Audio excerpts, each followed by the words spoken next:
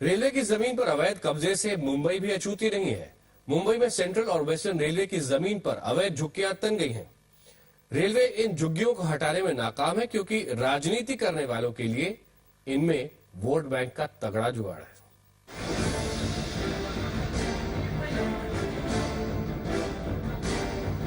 मुंबई की लाइफलाइन जिन पटरियों से गुजरती है उसके आसपास की जमीन पर वैसे तो रेलवे का मालिकाना हक है, लेकिन कई जगह ये सिर्फ कहने के लिए है। 60 किलोमीटर लंबे वेस्टर्न रेलवे का विस्तार करीब 1322 हेक्टेयर पर है, जिसमें 3.5 हेक्टेयर जमीन पर अवैध कब्जा है।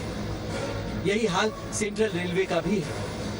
सेंट्रल रेलवे के कुर्ला से ठाणे तक के इलाके में अवैध कब्जे की वजह से रेल लाइन बिछाने में भी दिक्कतें आई।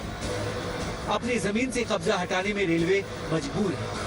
रेलवे में इंक्रोचमेंट डेवलपमेंट के लिए बहुत बड़ी बाधा है और जैसे ये बाधा सामने आती है इसमें प्रोसेस में टाइम लगता है और इसके चलते प्रोजेक्ट डिले होते हैं। अवैध कब्जे की समस्या सिर्फ लाइनों पर ही नहीं है, बल्कि जिन रूट पर सिर्फ मालगाड़ियां चलती हैं वहां ये समस्या विकराल है।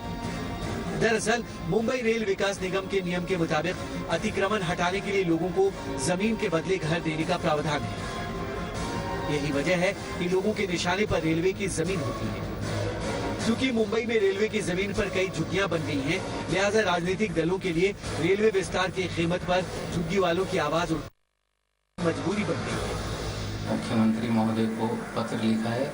हम उम्मीद करते हैं कि जो गुड्स ट्रेन के बगल की झोपड़ी धारक हैं, अगर हमने मुंबई शहर में अन्य लोगों को इमारतों में घर दिया है तो इनको भी घर मिलना चाहिए। मुंबई में रेल महकमे की दिक्कत ये है कि उसके पास विस्तार के लिए जगह नहीं है।